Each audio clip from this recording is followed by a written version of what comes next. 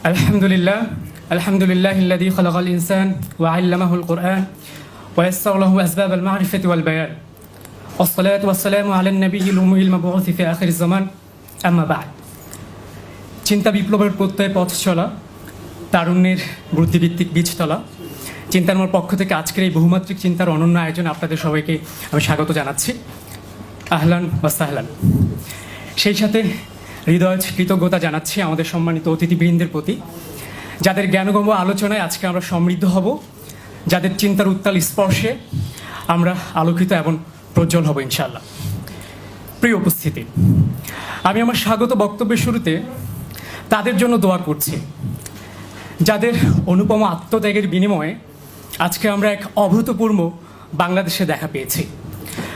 আমরা সত্যিকারের স্বাধীনতা অনুভব করছি। আজকের এই মঞ্চে দাঁড়িয়ে মুক্ত মনে স্বাধীন চিত্তে মন খুলে কথা বলার সুযোগ পাচ্ছি।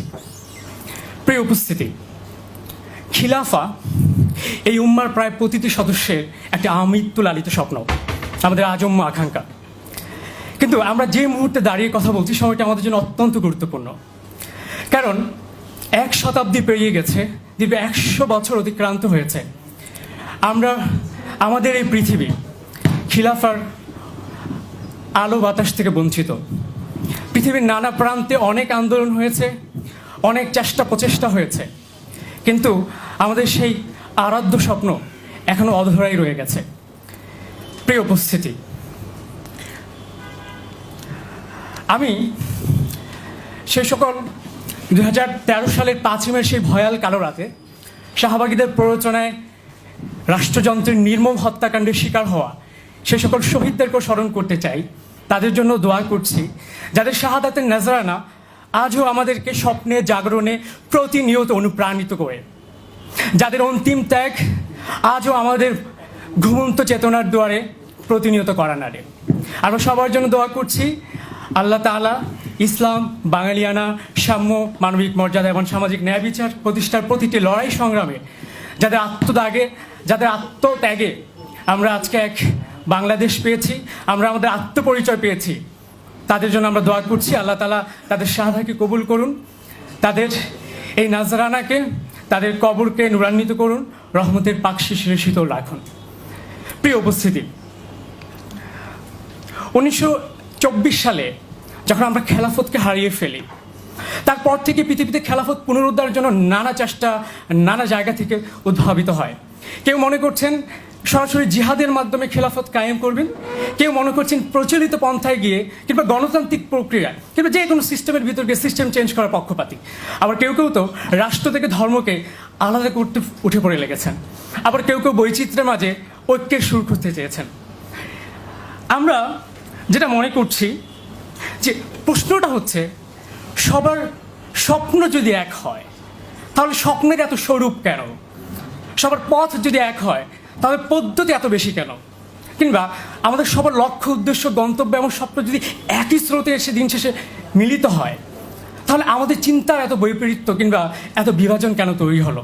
ঠিক এই প্রশ্নটার উত্তর জানতেই আজকে তারুণ্যের জিজ্ঞাসায় আমরা এই মঞ্চে আলাপ তুলছি। আপনাদেরকে আরও একবার ওয়েলকাম করছি চিন্তানামা আয়োজিত গণ অভ্যুত্থান পরবর্তী বাংলাদেশে শরিয়ার আকাঙ্ক্ষা, স্বরূপ, সংকট ও সম্ভাবনা শীর্ষক আজকের এই সেমিনারে। প্রিয় উপস্থিতি, আপনাদেরকে একটু চিন্তানামা সম্পর্কে বলি। চিন্তানামা আমাদের একটি তারুণ্য নির্ভর ইন্টেলেকচুয়াল ইনিশিয়েটিভ। আমরা তরুণদের মাঝে বা এই নতুন প্রজন্ম বা জেনজির মাঝে আমরা বুদ্ধিবৃত্তিকে জনপ্রিয় করে তুলতে চাই এবং বৃহৎ পরিসরে ছড়িয়ে দিতে চাই। আমাদের ইসলামপন্থী তরুণদের অনেক রকম সংকট আছে, কিন্তু সবচেয়ে বড় সংকট হচ্ছে আমরা যখন সংকট মোকাবেলা করতে গিয়ে অনেক কিছু করতে চাই, অনেক কিছু হইতে চাই, তখন আমরা কেউ বুদ্ধিজীবী হইতে চাই না, কেউ বুদ্ধিবৃত্তির পথে হাঁটতে চাই না, আমরা গবেষক হইতে চাই না। আমরা আমাদের দিয়ে উদাহরণ দিই, আমরা এখানে সবাই সৃজনশীল মানুষ, আমি বিশ্বাস করি। আমরা প্রচুর বইপত্র পড়ি, কিন্তু নিজে কখনো প্রশ্ন করেছেন আমাদের বই পড়াটা কেমন যেন হয়ে গেছে এন্টারটেইনমেন্টের জন্য, সাময়িক বিনোদনের জন্য? যে বই আমাদেরকে আন্দোলিত করে, যে বই আমাদেরকে জ্ঞানগতভাবে সমৃদ্ধ করে, সে বই আমরা পড়তে চাই না। সেই বই আমাদের কাছে রসকসহীন কাঠখোট্টা মনে হয়, আমরা সে বই খুব সযত্নে এড়িয়ে যাই। কিন্তু আমাদের আশপাশে দেখবেন অনেক তরুণ হাজার হাজার পৃষ্ঠার উপন্যাস মুহূর্তেই পড়ে ফেলছে। তারা যে কোনো গল্প গোগ্রাসে গিলছে, অপসাহিত্য গলাধ গ্রহণ করছে। আমরা এই প্রজন্মের সংস্কার করতে যাচ্ছি।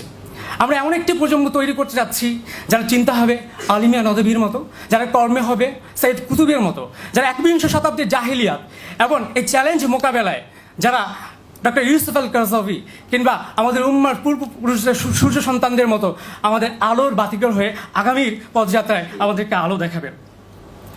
প্রিয় উপস্থিতি, চিন্তানামা ঠিক এই জায়গাটিতে কাজ করতে চায়। আমরা মনে প্রাণে বিশ্বাস করি আজকের এই হাজারো ফিতনাবাজদের বিরুদ্ধে উম্মার একজন মুসা আল হাফিজ অনেক বেশি প্রয়োজন। প্রিয় উপস্থিতি, আমরা মনে করি আজকে আমরা আমাদের এই যে অধপতন, আমরা বুদ্ধিবৃত্তিকে একদম একটা নেতিবাচক জায়গা থেকে দেখি, আমরা আতেল বলি, আমরা অতি বুদ্ধিজীবী বলি, আমরা এগুলোকে একদম ঘৃণার চোখে দেখি। কিন্তু তারুণের মাঝে এই বিষয়টিকে ছড়িয়ে দিতে পারি, তারাই উম্মার জন্য অ্যাসেট হয়ে উঠবেন, তারা উম্মার জন্য প্রকৃত সম্পদে পরিণত হবেন। আগামী প্রজন্মের মাঝে আমরা এই স্পিড ছড়িয়ে দিতেই কাজ করছি। আমরা আজকে যখন বাংলাদেশের টেলিভিশন পর্দাগুলোতে চোখ রাখি কিংবা টকশোতেগুলো যখন দেখি যে ইসলাম ফোবিয়াকে বিষ বাষ্পের মতো ছড়িয়ে দেওয়া হচ্ছে, তাকে ডিফেন্স করার মতো কিংবা প্রতিরোধ করার মতো আমরা তেমন কোনো প্রয়োজন নেই। চিন্তানামা এর জন্য অসংখ্য শরীফ মোহাম্মদ, আরিফ আজাদ কিংবা শামসুল আরিফিন শক্তি তৈরি করতে চাই। আমরা নিয়মিত বিভিন্ন পাঠচক্র করছি, চিন্তা চক্র করছি। আজকে আমাদের চিন্তা সেমিনার আয়োজন হচ্ছে, একটি গুরুত্বপূর্ণ বিষয়। আমি বক্তব্য বেশি লম্বা করব না, সময় শেষ হয়ে আসছে। শেষ মুহূর্তে যে কথাটি বলতে চাই, আজকে আমরা চিন্তানামা বৈচিত্র্যের মাঝে ঐক্যের সুর খুঁজতে চাই। আজকে অনেক আলাপ হবে, আজকে আলোচনার টেবিলে অনেক তর্ক হবে, কিন্তু আপনাদের থেকে আমরা সবার প্রতি শ্রদ্ধাবোধ, মানবিকতাবোধ, আমরা শালীনতাবোধ কিংবা সৌজন্যবোধ মধ্য দিয়ে আমরা আজকে আলাপটি বা এই আয়োজনটি শেষ করতে চাই। আপনাদের কাছে এইটুকু সহযোগিতা কামনা করছে। আমার নাতির দীর্ঘ বক্তব্য এখানেই শেষ করছি। সবাইকে আসার জন্য আবার অনেক ধন্যবাদ। ফিকরি ইনকিলাব জিন্দাবাদ।